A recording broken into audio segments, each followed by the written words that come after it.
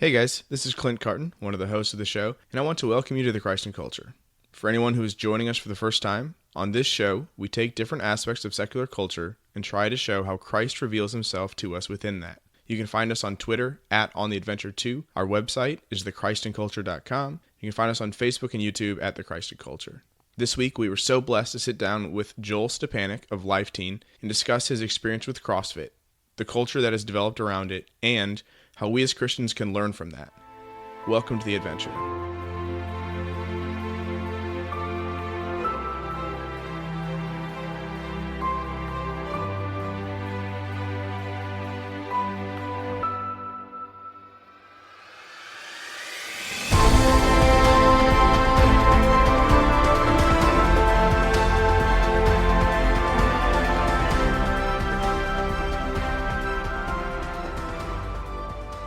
Welcome back to the Christ and Culture. This is Gordon.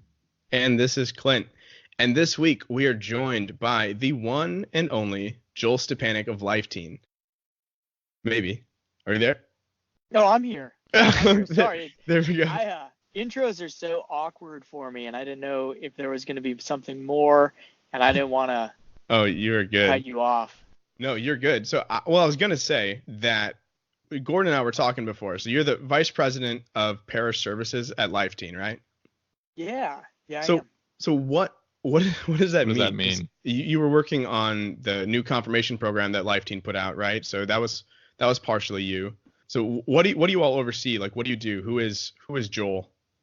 Yeah, I am honored to be able to oversee and lead and manage and direct a couple of different teams and some really great people as we strive to create the most innovative resources in in youth ministry, actually. Mm-hmm. Most innovative resources in youth ministry, and to establish parishes and support parishes in a way that creates sustainable and vibrant youth ministry that revitalizes their parishes and leads teenagers closer to Christ. So I'm able to oversee and lead the catechesis team, the parish outreach team, our video support team. I work with Leah Murphy in our efforts in digital evangelization, and then our one-off resources, our books, standalone programs, things like Purpose and that stuff. It's a really fast-paced, fun job, and I love it. Nice.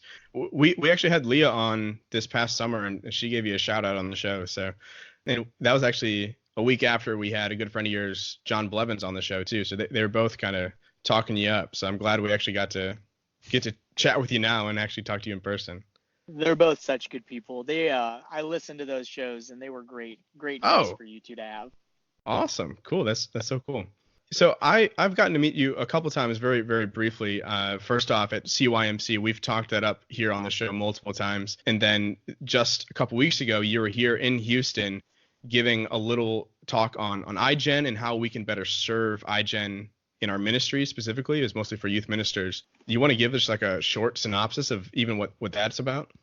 Yeah, when we think about iGen, we're talking about people who were born after 1995, and depending on what sociologist you like and who you follow, they'll give you different dates, but I like the 1995 date. People who were young when 9/11 happened, people who were becoming teenagers on or after the iPhone and smartphones hit market saturation. I think those are good markers for iGen, and they're different in so many good ways. And they have challenges, but there are a lot of opportunities for us as a church. And in that presentation, I just kind of lay out, here's what we can do as a church to serve iGen. And a lot of it is what you are doing, which is looking at the culture in which they live and being able to identify Jesus within it. So Leah Murphy, who you had on your show, says we need to be cultural tourists, which I love when it comes to teenagers, and the idea that we need to be able to be present, ask questions, journey, and then identify where Jesus is. So that's the focus of the presentation.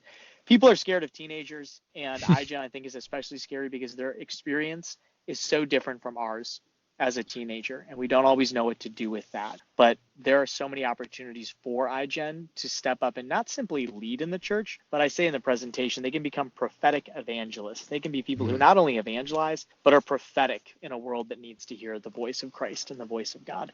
For sure. I think one of the reasons why it seems so scary to jump into the teen culture too is because it is changing so fast that even they can't keep up sometimes. And so it can be overwhelming for some of us who are a little bit more withdrawn from that. Oh, absolutely. And I think the moment you are no longer a teenager, you're out of teen culture. So I had made a joke in that presentation. There was a guy, 23 years old, on a retreat that I was hosting, and he got up to give a testimony and said, I understand what it's like to be a teenager because I was just there 5 years ago. And in my head, I'm like, my man, you are You have no 5 years idea. removed. You have no idea. And all these teens are looking at him like, you have no idea.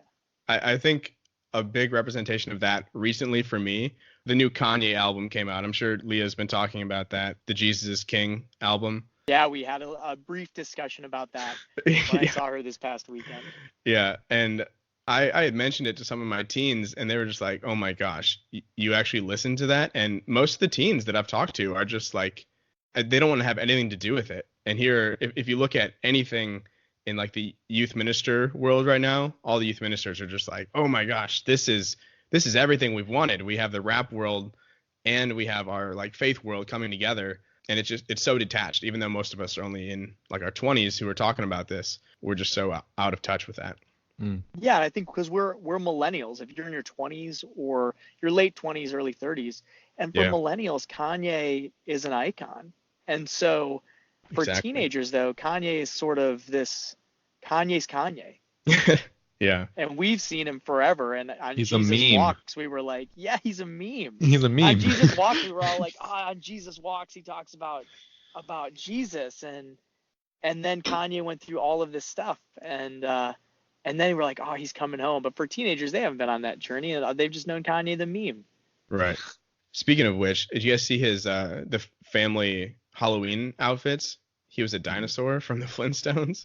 Did not. No, I didn't see that. If that doesn't become a meme soon, then I'm sure it will eventually. So speaking of things that are going on, though, let's go ahead and talk about our current media stuff that we've been taking in recently. So Gordon, you want to start us off? Just anything you've been taking in this week? Yeah, I've been taking in a lot, but I did last week.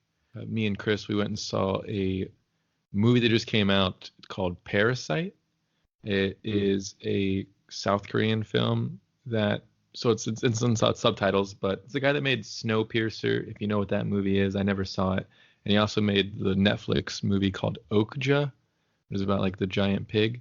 That was super popular in the awards, I think. But this is kind of his first one going back to his roots, and it's just kind of I think it's classified as horror, but I wouldn't say that. It's more of like a thriller, a very suspenseful thriller on just culture and poverty, like economics of South Korea. So like the rich and the poor and their contrast, but also how they both need each other. And it's so good. It was phenomenal. I did that, and then I've been reading the Encyclical Redemptoris. You think? Yes. Oh my gosh, I can't even think of. There's 2 words to it. It's Redemptoris Missio? Yes. Thank you. Yes, I've been reading that for something for a door lately, and then just listening to podcasts. I've kind of been mostly listening because I've cleared through most podcasts. The Art of Manliness a little bit more. I was listening to one today about mobsters and the mafia. This guy that used to be in the mob and who left, and kind of writes about their code and goes and interviews current gangs. That's it. Man, how many people in ministry does it take to be able to pronounce a papal encyclical? At least 3. At least 3. Joel, have you been taking in anything this week?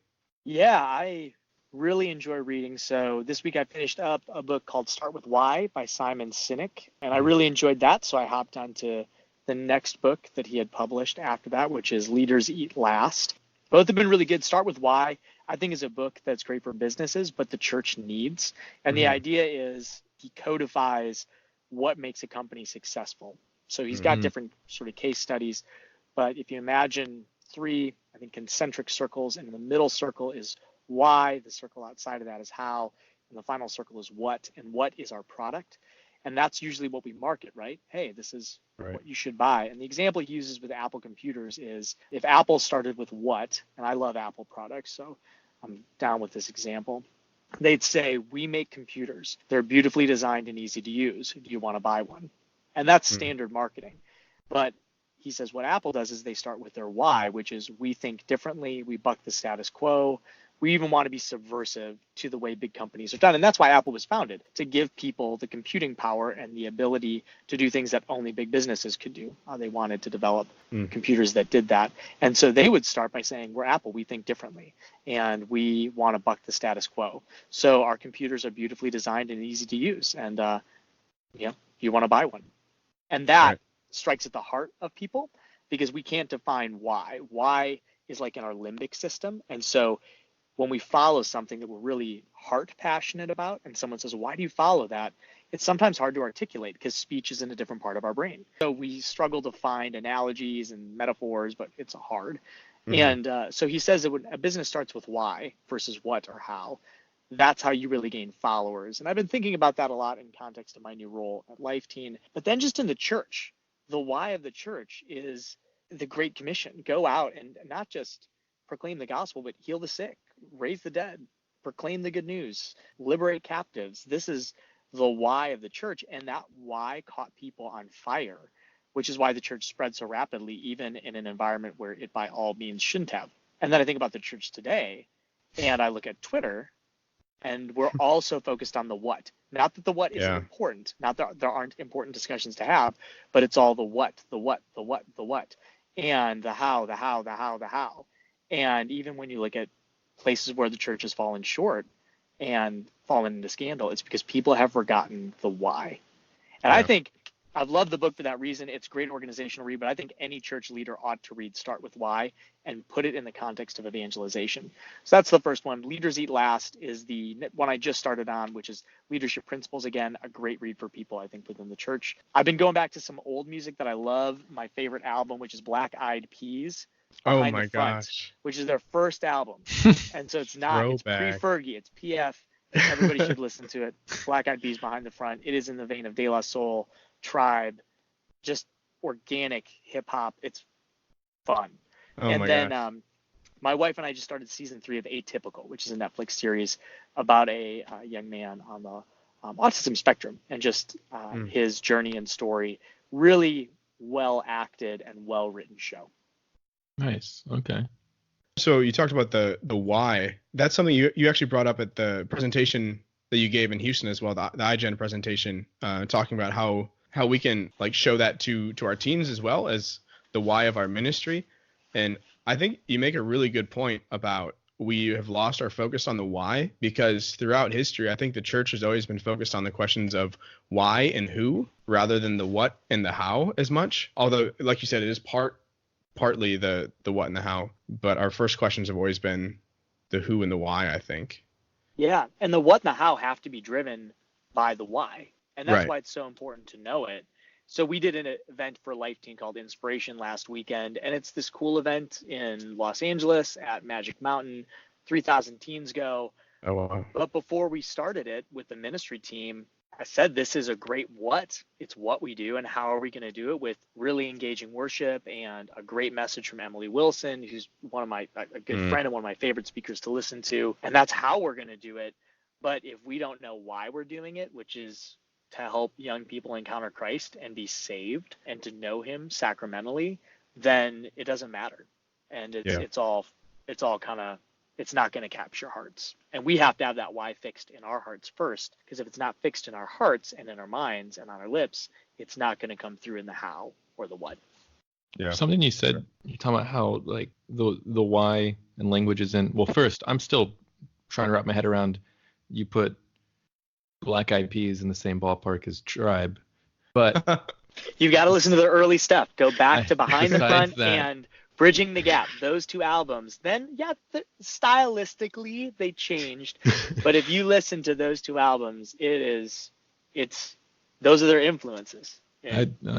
I'm interested. I'm intrigued. But the language in our limbic system, and like, because I know the author you're talking about. I didn't know he wrote a book, but I know he's done like TED Talks, and people like buy into the why. And with the example of Apple, it's not like the people that purchase the Apple products know the why until they're told it. And so I'd be curious now, speaking to the state of the church, if the discussion about more of the what and the how has happened because not like we like not we do know the why, but also like do some people actually that's even working for the church or in ministry not know the why because they've only been taught the how and the what, and if at that point it's just gonna keep deteriorating to where I feel like the only option would be to get the why from God in prayer. What do you do in that kind of situation? I don't know. Yeah, I think that's a challenge, and the why has to be embodied by the leader. So I think that's what Jesus is, the why, right? And so Right. he literally personifies the why, and his disciples all get that because they're in relationship with the why. But then, as Sinek talks about it, you form sort of a megaphone around yourself, and you implant that why in all the people. So in an organization, the CEO embodies the why, and then with all of the executive team, that CEO makes sure that the executive team gets the why. The CEO is the champion of the why. She is the one who makes sure everybody knows and is on board. And then as she projects that to her executive team, they project that down to directors who project it down to staff. And if you have a clear why, that telephone stays consistent and everybody stays on board. But once it starts to get fuzzy, and Gordon, what a great point. If people in the church have only know the how or the what, then yeah, it's hopeless unless they connect back with somebody who is passionate about the why, a priest, a bishop, a layperson, somebody who knows it, and then they go, oh, that's it. Yeah. I feel like we could literally talk about this all day. I love it. And that's the media question is dangerous because when I get on my books, that becomes my thing. Yeah. That's my thing right now. Yeah, I've actually kind of been putting books off to the side, unfortunately, and been taking on stuff that's not as good. So with last week's episode with Taylor Schroll, I ended up watching the entire Star Wars Rebels show, the animated show, and then started the Clone Wars as well. So spent way too much time on those and did not do hardly any reading this last week. But then the Jesus King, which we've already talked about from Kanye, the World Series, which Gordon, I think you watched more than me. Because I was tweeting about it. Oh my gosh, you blew up our Twitter with that. But so living in Houston, we were watching the Astros blow the World Series in Game 7. So that was kind of disappointing. Before Game 7. Okay, well, and then weirdly enough, I've been listening to a lot of Scottish folk music recently. I know it's super random, but I am going to the Renaissance Festival this weekend, and I get to wear my kilt, and I'm so excited. I've just been listening to Scottish folk music to get myself in the mood. So super geeky, and I'm gonna embrace it 100% because I'm super excited. So. Are you gonna eat one of those giant turkey legs? That is what I think of when I think of a Renaissance Festival, just giant turkey legs. Giant turkey legs. I've honestly been preparing myself for that. So yeah, I'm probably. Growing up, for whatever reason, my parents always called those alien legs to us. So that's what I always knew them as, was an alien leg, and I never knew actually that it was a turkey. Seriously. Yeah. The things parents say to kids that later on you look back, you're like, why did you do that? That just really messed me up. Alien legs? That's hilarious. I mean, it worked in the sense that we wanted them more, maybe. We're like, oh, I want an alien leg. But at this point, I was like, why did I think that was an alien leg? Or did I think that was an alien leg? I don't know. I feel like only your family would want it more if someone said it was an alien. Yeah, if they told me it was a turkey leg, I mean, it was delicious. I wanted it because of that, but I don't know if I would have asked for it as frequently. Yeah. Well, I mean, that's what I'm taking in. A whole bunch of randomness mostly, and then a couple podcasts. I've been listening to the Catholic Answers stuff a lot, trying to get caught up on some of my apologetics. So with that, talking about all the media we've been taking in, we're actually kind of changing up today's show a little bit. We're not going to be talking about a TV show or music or song or anything like that. We're actually going to be talking about a different aspect of culture that's kind of blown up in the last, 10 to 15 years, probably. Joel, you can probably tell us more, but it's CrossFit. So this idea of CrossFit having its own culture. Can you tell us what is CrossFit and what do we mean when we say like CrossFit culture? CrossFit, I hope that none of the founders listen to this because they'd probably be like, that's not right. But CrossFit is essentially functional fitness. So it's founded around some core principles, which include nutrition as a main core principle, flexibility, mobility, strength, gymnastics movements, and the idea is fitness. So it's not simply, hey, I'm going to go do strength training It's not, I'm going to go do some cardio work. It's not, I'm going to go do core flexibility. It's all of those things. And the idea is to provide a well-rounded fitness experience that produces a functional fitness. So for me, when I got into it, I was not healthy. I had put on a lot of weight since college, and was a personal trainer in college, actually. So in college, I was a certified personal trainer. I took clients, and I had this mindset of like, well, I'll never get to a point where I'm unhealthy. But hey, I was also a youth minister, and that snowballed pretty quick. You're describing my life right now. Like low sleep, not good nutrition, putting off working out because I'm like, well, I'll get to it tomorrow. I have time. And then one day I'm approaching 30, and I'm like, I'm not in a good spot. And I had kids, and they were old enough to start running around. And there was one day where I was on the floor and they were running, and I was like winded getting up. It was like that, oh, just wait for daddy. I just need a second to get off the floor, kind of thing. And I'm wheezing, and I thought, I don't want to be that kind of dad for my kids. And so the functional fitness aspect is, it's not just, hey, I can rep out 315 on the bench press for 5 times. It's, I can do things and stay active in my everyday life, from helping a neighbor lift a couch to throwing my kids in the air to running with them back and forth as we play soccer. And that's what I love about it, is that it's not just a one-sided thing.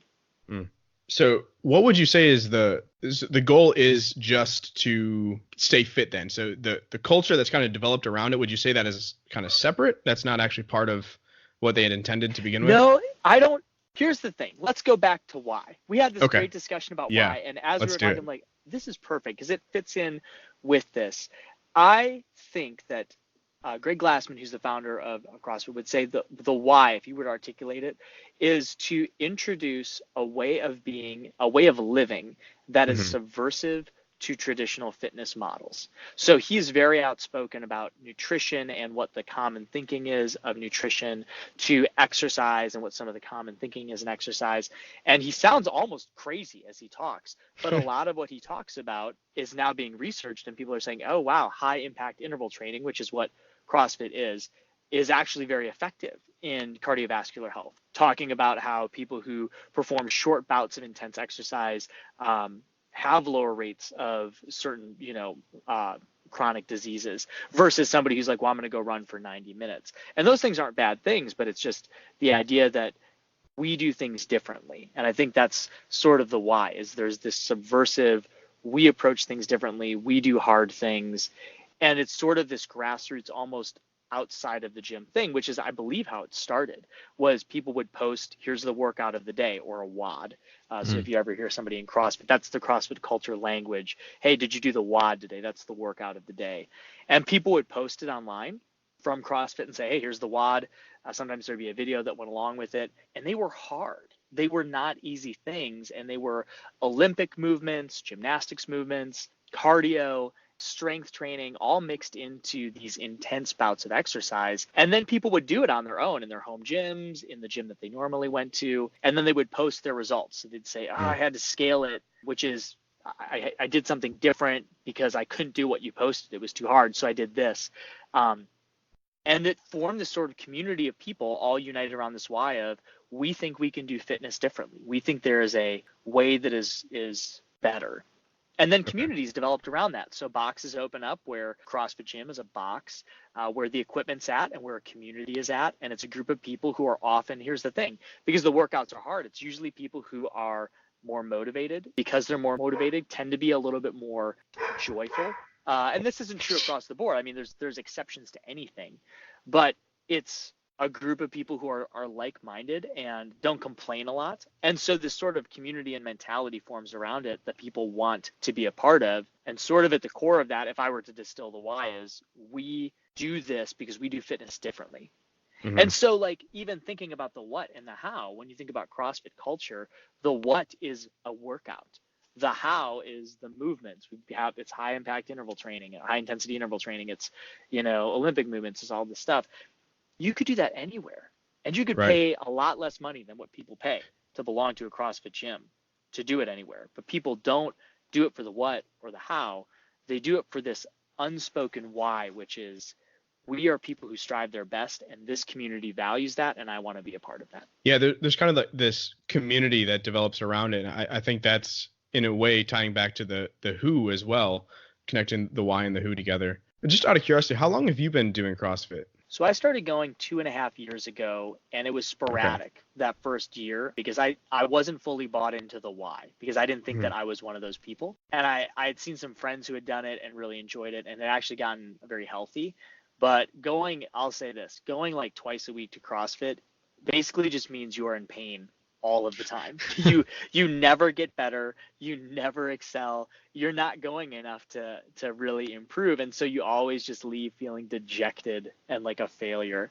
And so then I took actually a couple months off and then re-engaged it and was like, okay, I'm going to give this my best effort. I'm going to go 5 or 6 days a week. And in doing that, it was a transformational experience, not only for my health, but even in how I looked at what CrossFit did and the culture surrounding it, and what the people were there for, and then how the church could learn from that. That's actually something I was thinking about when Clint was kind of telling me about different points he had, was like, because I guess I still don't really get it.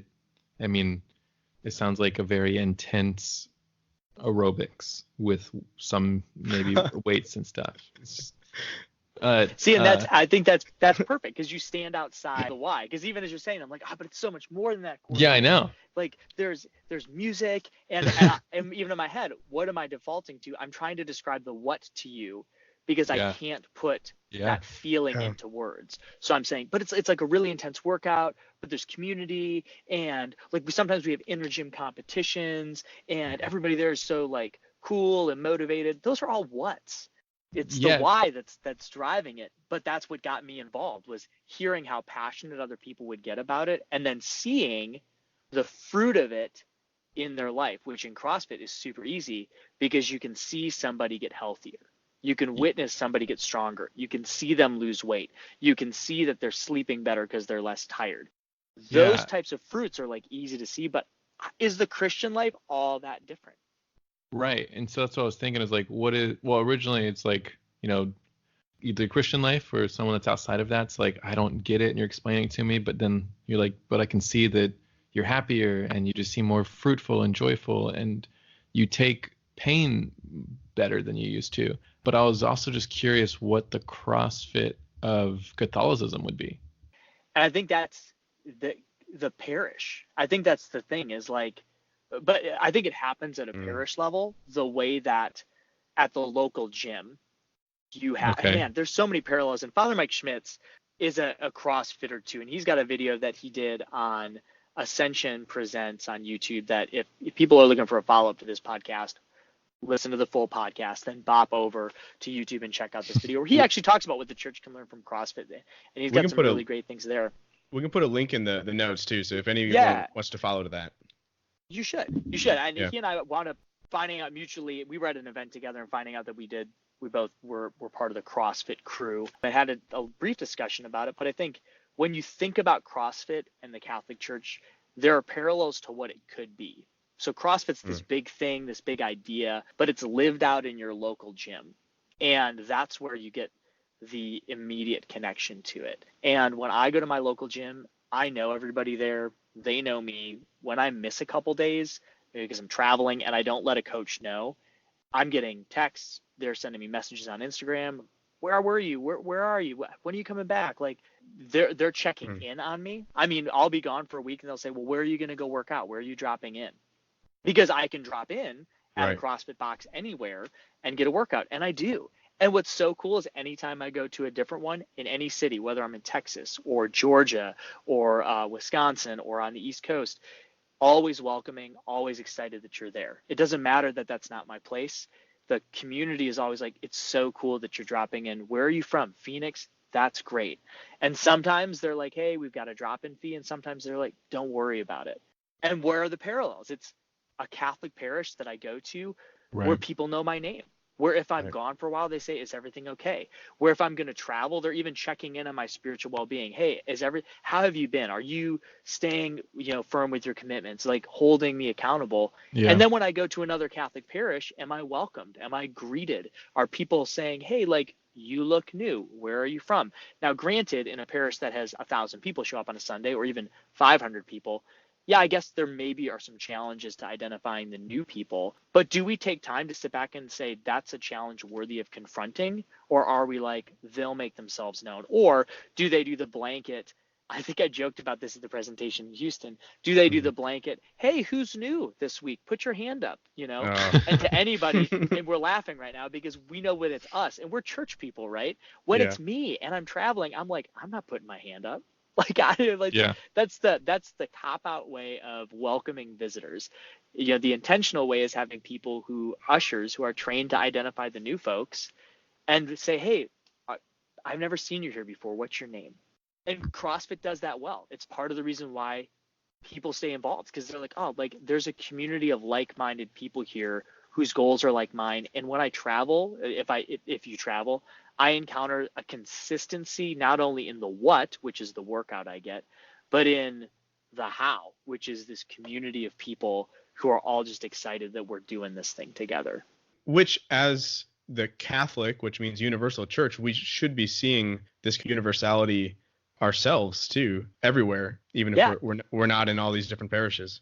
absolutely. And I get fired up about this because, to Gordon's point, spirituality is tough because sometimes we're like, well, how do you really judge spiritual progress? But like, Mhm. I mean, St. Paul talks to the Galatians about fruits of the Spirit. We can see spiritual growth in a person because they manifest these fruits. And Gordon had named some of them. You're joyful, you handle pain differently, you seem more peaceful. Those things are the compelling fruit that makes somebody say, maybe what you do is also right for me. The same way I saw a friend named Steven, great guy who works down at the Woodlands, at St. Anthony of Padua in the Woodlands. He had Nice. gotten into CrossFit, and I had seen the changes that had taken place in his life, not just in his physical health, but in his overall attitude and disposition. And I was like, I want that. I need that. And Yeah. I just think Catholics today, we are not that compelling. Yeah. Like, we talk to people and either we keep our faith private or we just have lost sight of that why. And so the what is, I go to mass every Sunday. I go to my men's group. I say my prayers. And we're locked into making sure we do the what. And we need to do the what, but we forget why. And the why is a who. And if we connect with that, people become compelled. And that's what I think CrossFit, if any Catholic church should send some people to just do CrossFit for 3 months, send staff to do CrossFit for 3 months. They'll get in shape, which is great, Staff training. because they'll be happier. Staff training sessions, totally. But just to even feel what it's like to be welcomed in a community, to be challenged to grow, but not pushed out the door. CrossFit scales workouts. So even though what you see is hard, they're like, hey, if you're not at this workout yet, let's find the steps to get you there. Right. Like, how often Yeah. do you walk into a parish where it's like, I'll default to stewardship because I'm hearing all the capital campaigns these days, but like, we need this level of giving, but if you're not there, here's the next level. Or even demanding something high, but then working with you to say, maybe you're not at this level yet. Well, Let's work it's to get you there, though. yeah, same thing in discipleship too. You see that a lot in Focus. I'm sure you're familiar with them, the Fellowship of Catholic University Students. They have their discipleship roadmap, right, where they scale everything down to where are you in your discipleship journey right now, and let's start there. And so you kind of see that in discipleship as well. And Yeah, and I think that's key. that's something that you said that I really liked about CrossFit was the workout of the day, where you're like, they would send this out every day and it was hard. And I think that's something we kind of miss in the church, of like choosing like the end goal of like, this is what a daily Christian life looks like actually, or should look like. But instead of like saying like, this is what it looks like, let's try to do it. Okay, now you're readjusting it to what you can do right now, because that's kind of too much. But rather we go ahead and scale it down to, let's start here. Okay, now let's do this. And it's like we do it step by step and build for people, rather than showing like, this is what it looks like. Let's try to do this. Let's see if you even can do this. Yeah. And like, just the idea of like, it's hard, and it should be hard because it's a workout.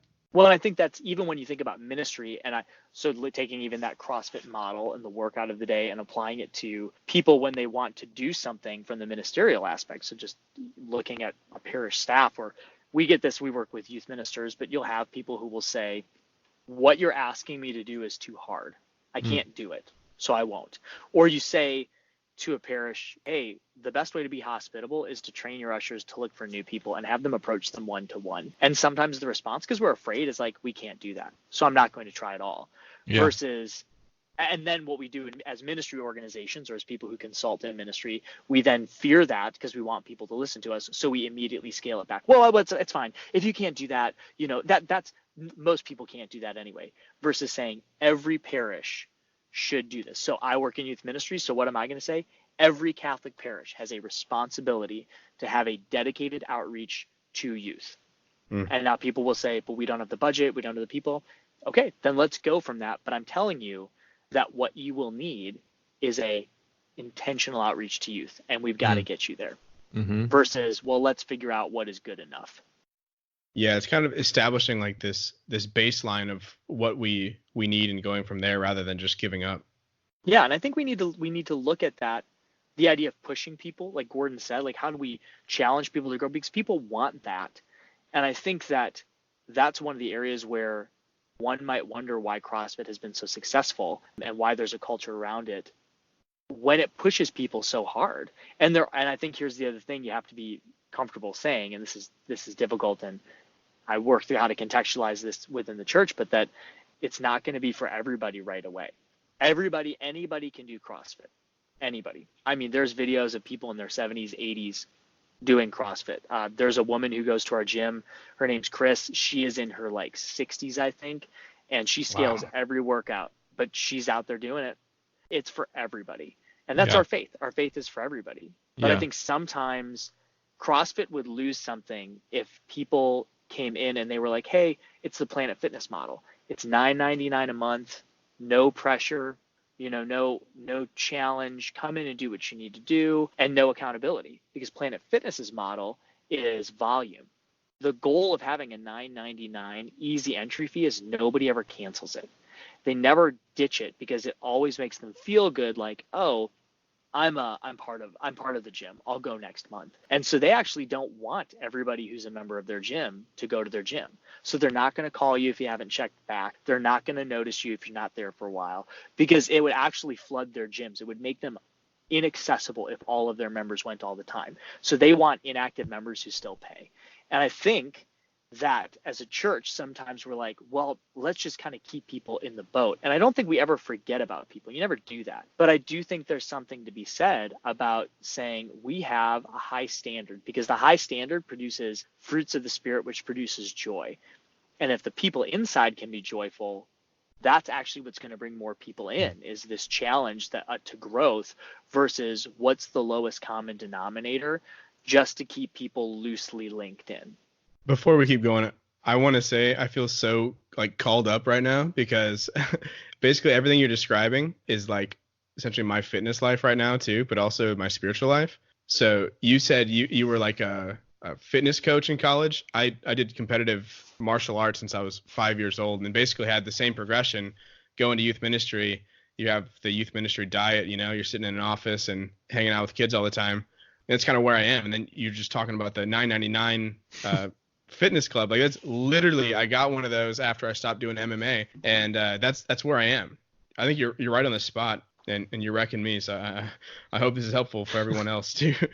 But one of the things I want to talk about, because you're bringing up all these different points where we see this crossover. What are some values of CrossFit that we can pull over? So we've talked about community, we've talked about perseverance, we've talked about kind of those things. What are some other things that CrossFit develops as a value or a virtue, I guess you can even say, that we need to reestablish as a church, do you think? Oh man, I dropped in at a CrossFit in California a while ago, and they had the words virtue, humility, motivation painted on the wall. Yeah. And I think those are a couple I'll start with, but the idea of humility is you can't grow if you can't be honest where you're at. So Mm-hmm. again, we'll take the workout of the day, and let's say, I'll even go like, yeah, let's take the workout of the day and it's a heavy weight, a weight that a person knows they can't do, or they can't do to get the desired stimulus of the workout. So maybe they can do like 3 reps of this weight, but the design is to do 15 reps. So they could spend their time, because they are egotistical, because they want to look good, trying to do this heavy weight, and they're not going to get the point of the workout. But if they're humble enough to say, I'm not there yet, so I'm going to scale it back here, they'll actually grow. So I think humility is one, the ability to look at ourselves honestly in the spiritual life and as a parish and say, where are we at and where do we need to grow towards? And being humble enough to start there is one.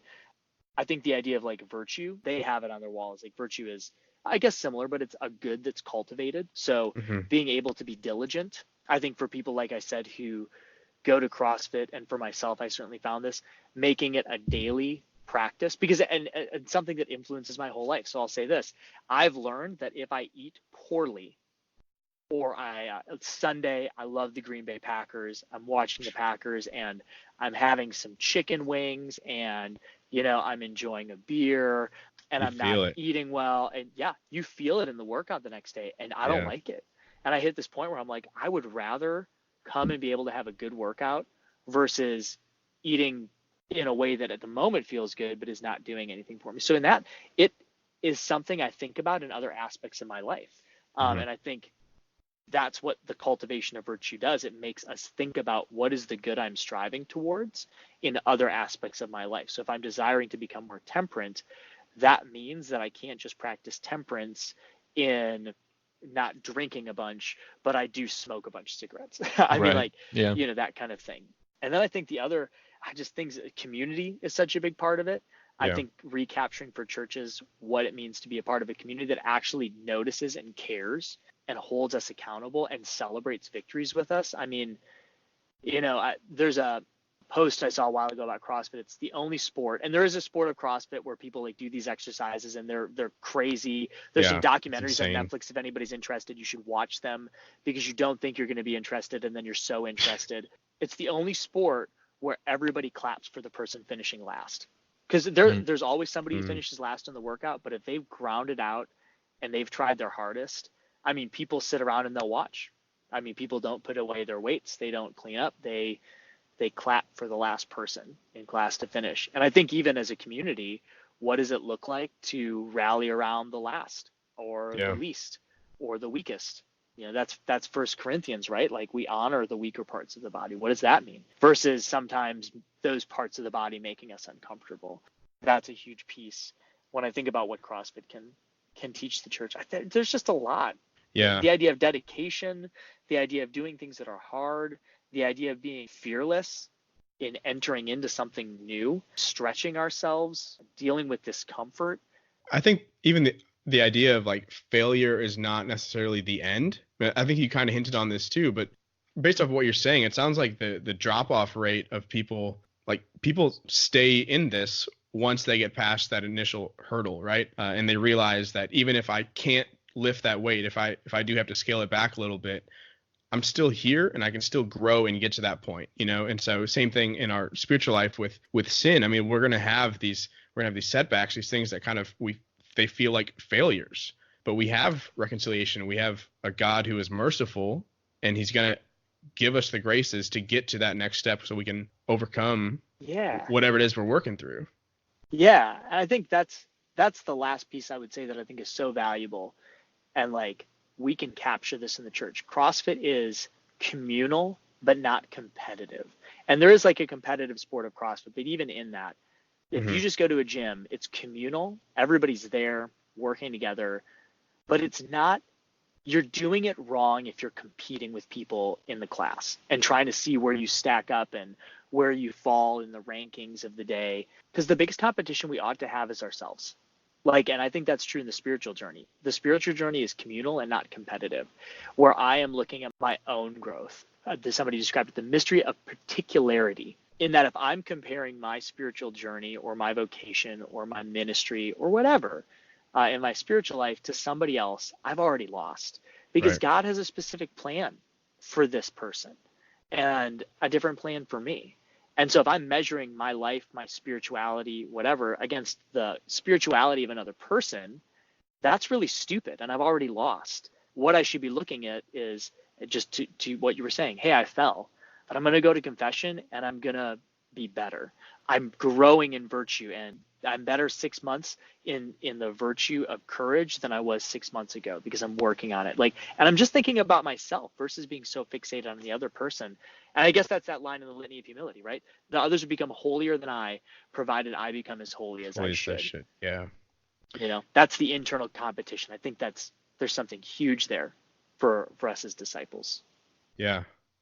I think there's something to like this fraternal correction in a way too, where it's less this competition, where maybe not fraternal correction, maybe that's not the right term, but I feel like, at least in my experience in martial arts, and a lot of the stuff is kind of shadowing here, you have this support where if you are, I don't know, if you start skipping for a week and you're doing it just because you're being lazy rather than you're traveling or whatever, I would imagine having this community, they're pulling you up in a way. They're calling you out a little bit in a way that's not shameful, but in a way that they know that you can do better, and they want you to raise up to that. Yeah, and I think one could say, well, the reason why they're calling you is because they don't want to lose you as a member, and not going to the gym is a risk factor for dropping your membership. But the people who often do it are not people who have a financial interest in the gym. Right. Mm-hmm. Yeah. You know, so it's not always the owners that are asking me where I've been or how I've been doing. It's other athletes or other coaches that are checking in. And even within like a workout, people pushing you to look at like what you could do more of. Early on, I had somebody look at me, I had a weight set up, and they were like, you can do more than that. And they were totally right. I was just sandbagging the workout because I was tired. Yeah. And they were like, no, like you got to push it. And I think even seeing people we're close to and we know what they're capable of, saying, hey, I know you're capable of more. And that doesn't happen often in the church, because we're so uncomfortable with looking at someone and saying something as affirming as you're capable of more. Or even understanding that that's an affirmation. Yeah, it is. Yeah, it is. But I think some people think that that's like calling someone out in a negative way, but in a small way, like recognizing that someone is capable of doing more, even in a workout. It's not saying like you're not doing enough, but it's saying like I see more in you, and that actually is helpful to hear. So I think this leads into, well, CrossFit is kind of known, and you've kind of made fun of this yourself, how CrossFit athlete, that's what you would call it, right? The CrossFit athlete. That, again, to see I'm even using the language. Well, yeah, it's athletes. And again, there's something profound about that language of like, you're an athlete. You are a person who strives to participate in a sport. Right. And that's different than I'm a member at this gym. Exactly. But CrossFit athletes are known and kind of made fun of for talking about CrossFit a lot, almost like the vegan community in a way too. You know how they always talk about, hey, have I said I'm a vegan? With that though, I think there's something to that we can learn from as well, because there's something about CrossFit that makes people want to share it in a way that we don't see the church doing anymore. And we see that in what you guys were just talking about there, where we're not calling each other out.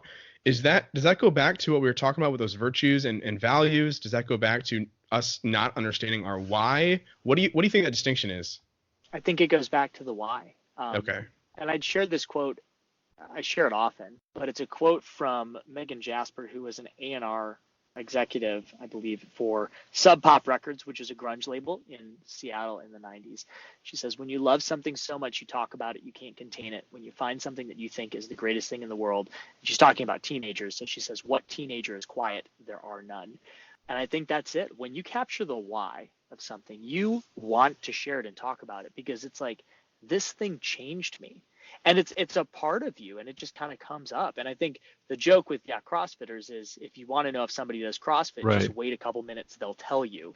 Wouldn't it be great if you could say, how do you tell if somebody's a Christian? Just wait a couple minutes, they'll tell you or show you. I was literally thinking the same thing. Yeah, where it's like, oh, we think it's going to be in this forceful way. When I tell people about CrossFit, or that's something I do, Usually comes up organically in a conversation, but I'm never like, you should do it, you should go. It's just, yeah, and it's true. It's a really positive part of my life. It's a great thing that I enjoy. It has made me a better person. I think it's made me a better disciple because it's made me much more disciplined. It's taught me that I can do hard things and that I can compete only against myself and that there's victory there. And all of those things have translated in my spiritual life. And I share that with people, but I never tell people they should go. But I've had more and more people ask about it. Or I also do Spartan races and they'll ask about that. Hey, can I do one of those races with you? Hey, can I drop in with you on a class? Can I check this thing out? And it's not because I'm inviting them. It's because they are compelled to know what has changed me. And they see that. That is possible and necessary for us as Catholics. But we have to recapture the why. It has to be so rooted in our hearts that we can't help but share it because our why is a who and we're in love with the who. I think that moves into kind of a challenge for the listeners this week. Can that be one of our challenges? Just like how do we begin that process of reclaiming the why? If you work in a church, stop. If you work in any ministry this week, as much as you're able, stop doing the what. Stop thinking about the how. And make it an intentional week to just reconnect with Jesus. And ask yourself that question. What is my why? Why do I do ministry? Why am I involved in this? What am I inviting people into? And sit with that for a week and see how uncomfortable you are. Because even as I'm saying it, if somebody challenged me with this, I'd be like, dude, you don't know how much I have to do. And it just shows how attached we are to the what. Yeah. But if we don't have healthy people who know the why working in the church, who take time to recapture that, well, then your what sucks and it's not going to work anyway. Even if it's the best what ever, it's just not going to change hearts. And I think if you're not somebody who works for the church and you're striving to be a disciple, take some time to step back and say, what is my why about my faith? What is the big reason why am I Catholic? What's the why there? And be okay with not being able to put it in words. Remember, it's a function of the limbic system. It's going to be hard. You're going to default to the what? Well, because the liturgy is beautiful, because of the Eucharist. And the Eucharist is a who, but the sacraments are also a what, and so we use them to describe the deeper reality. A great way to drill down on that, I think, and to notice deficiencies in our faith is to ask ourselves if we really believe Jesus makes a difference.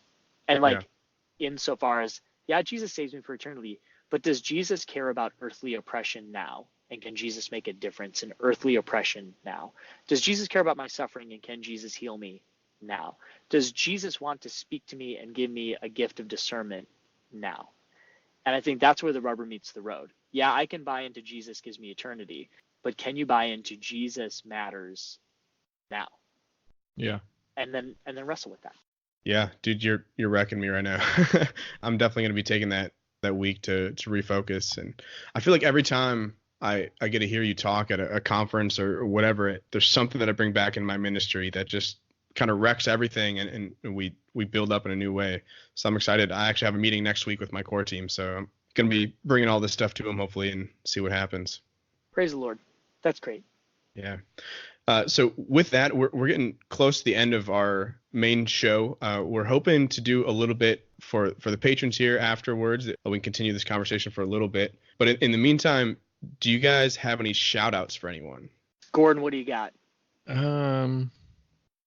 a good question. I don't think so. I don't have any shout outs this week. Nothing. All right. Do you have any shout outs? I got like a list, man. Go this for is it. fun. Is it your whole CrossFit team? The most do it. The most forward to. First of all, again, if you mentioned him earlier, but my best friend, John Blevins, if you haven't checked out his stream, what he's doing with evangelization, it is innovative and needed. Go do that. Bearded Blevins on Twitch. If you're a youth minister, make sure you guys know about that.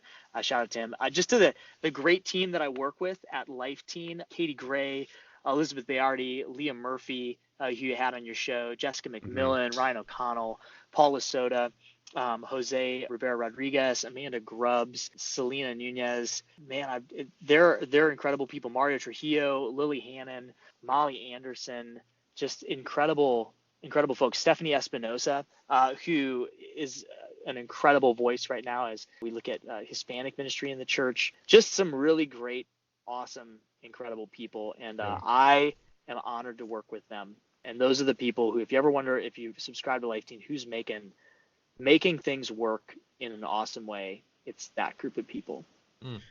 Yeah, anyone who's listening who's in ministry, guys, I use the resources that Joel and his team put out. I use them on a daily basis, and it changes the entire ministry. So if you work in ministry, go check it out. If you are a parent, I've said this before, but ltparentlife.com, I believe is what it is. But check that out. Your team puts together a lot of stuff for being able to understand youth culture, and I reference that a lot as well. So I have one shout out here. So I was able to speak at a local parish this past week, and I was talking with one of the core members, the volunteers. So I want to give a shout out to Justin Daly. He was super excited to check out the show, and hopefully he's listening to this one. So with that, Joel, where can they find you? Where can they find your team and the work that you guys are doing? Lifeteen.com. There you go. Super easy. I love it. And as always, guys, you can find that in the notes below, and there will be links to everything. So make sure you check that out. Joel, you probably know this already too, since you mentioned John. He just announced he's doing this new kind of show where he's interviewing people while playing Fortnite. Mm-hmm. He just had a monk on the other day, and it was crazy. Yeah, he's great. If you don't check, you need to check him out. Everybody needs to check him out. Yeah. Great. So with that, guys, thank you so much for joining us on the adventure, and we'll see you guys soon. Bye.